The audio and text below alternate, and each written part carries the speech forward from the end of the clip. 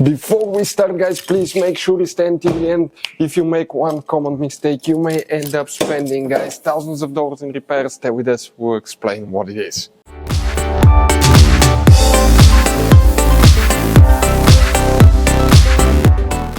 Hey guys, welcome back to Auto Repair, guys. Super helpful video to any of you having a Mercedes C-Class, that generation here from year 2008 to year 2050, known as W204. If you need to find where the canister valve fuses and relays, where they're located. Now, if you have a code related to canister valve not working, engine light as well, always, guys, check that first. Please do not waste your money on parts and diagnostics you may not need. It could be quite simple fix. And if you need to buy, guys, any parts tools, we'll share the information in the description of the video below. So let's start on it now. Before we start, let us tell you a little bit about us, guys. Every single car we get here at the garage, we try to make at least 200 to 300 free repair videos.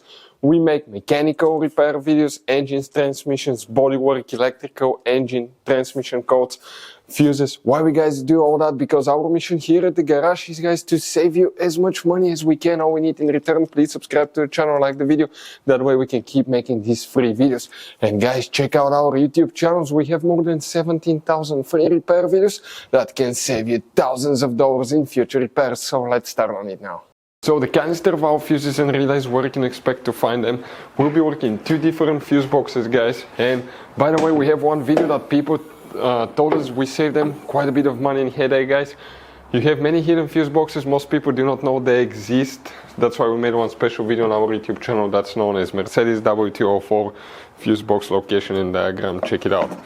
Here on the driver's side, you see you have the here the brake fluid reservoir. Next to it is your fuse box.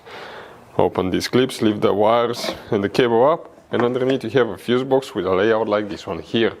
Before we guys continue, let's explain why it's always a good idea to test fuses and relays. Guys, let's explain why it's super important to test fuses and relays. That way you do not spend money on diagnostics, parts, repairs you may actually not even need. So, guys, you have different kinds of fuses and relays.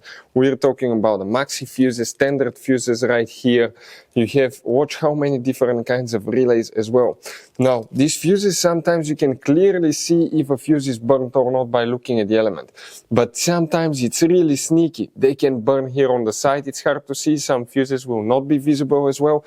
And we had people that will spend thousands of dollars in repairs, replacing modules, even engine computers, when all they had to do, they assumed they had a good fuse. They pulled it out, they saw it, and they assumed it was good. But guys, you can easily test these fuses, and on some of these, most of them, they have even the terminals on top that allows you to check them with a voltmeter and find out if it's good or bad. You see, that's a good fuse.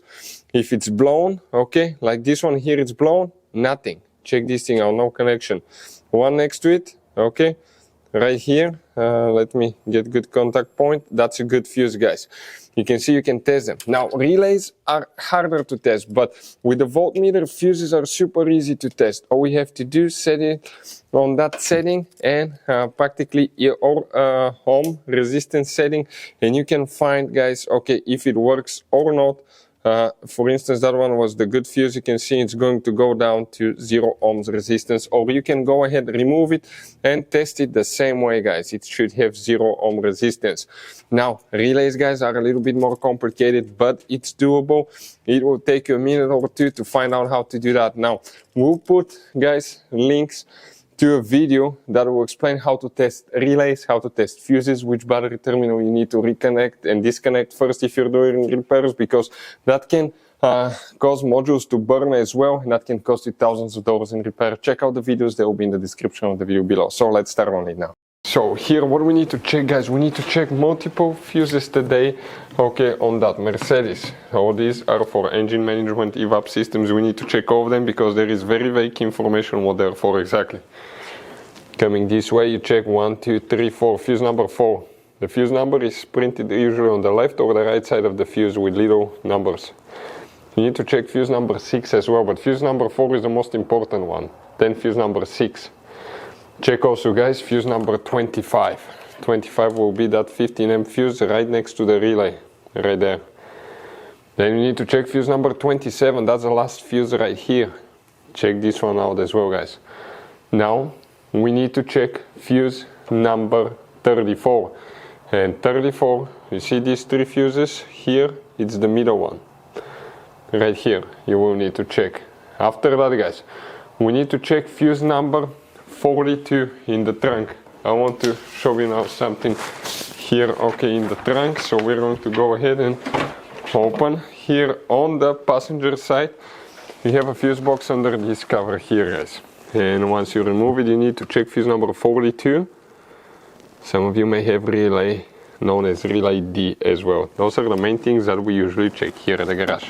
In this Mercedes W204, you're going to have all kinds of different fuses and relays that sometimes are hard to find, and if you're in the middle of nowhere, you may have a hard time finding one, guys. Replacement one, you may be stuck. It happened to us. So what we usually do, we buy some spare ones and we put in the glove box for a peace of mind. We'll share a link where you can get them at a really good price, quick shipping. That way you do not waste money and time.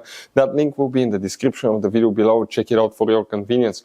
Hopefully, guys, the video will be helpful. Thank you for watching and see you next time.